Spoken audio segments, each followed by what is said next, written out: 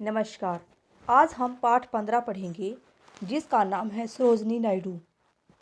ये एक जीवनी है। जीवनी होती है जीवन परिचय। आज़ादी की लड़ाई में कई भारतीय महिलाओं ने अपना योगदान दिया और यह भी साबित किया कि वह भी इस समाज का एक अटूट हिस्सा है। अटूट हिस्सा होता है एक अभिन्न अंग। आज़ादी की लड़ाई में अहम योगदान देने वाली कुछ महिलाओं में खास थी भारतीय कोकिला सरोजनी नायडू।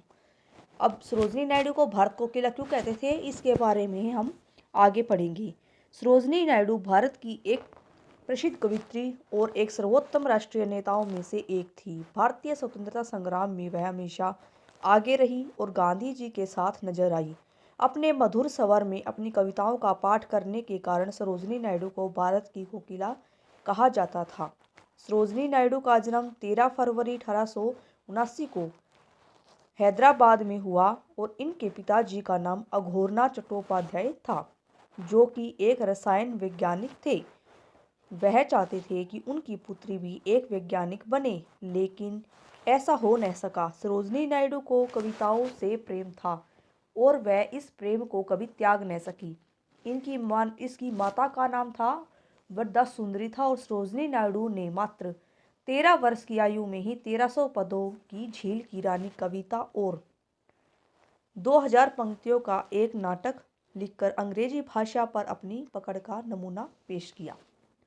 उन्हें शब्दों की जादूगरनी भी कहा जाता था। सरोजनी नायडू का विवाह डॉक्टर गोविंद राजूली के साथ हुआ और वह एक फौजी डॉक्टर थे। इनका वैवाहिक जीवन सुखमय था, अर्थात इनका जो जीवन है सुखमय रहा और इन्होंने स्नेह और ममता के साथ अपने 4 बच्चों की परवरिश करना, पालन पोषण करना। उनके घर में हमेशा हंसी, प्यार और सुंदरता का वातावरण छाया रहता था। गांधी जी से मिलने के बाद सरोजनी नायडू के जीवन में क्रांतिकारी बदलाव आया और वह स्वतंत्रता संग्राम में कूद पड़ी। दांडी मार्च के दौरान गांधी जी के साथ चलने वाले में सरोजनी नायडू भी शामिल थी। उन्होंने गांधी जी के विचारों और मार्ग का अनुसरण किया। आज़ादी की लड़ाई में तो उनको अहम योगदान था ही, साथ ही भारतीय समाज में फैली जातिवाद और लिंग भेद को मिटाने के लिए भी उन्होंने कई कार्य किए। उन्होंने अनेक राष्ट्रीय आंदोलन का नेतृत्व किया और जेल भी गई। सरोजनी नायडू ने गांव-गांव घूमकर लोगों में देश प्रदेश की अलख जगाई और देशवासियों को उनके कर्तव्यों को याद दिलाई।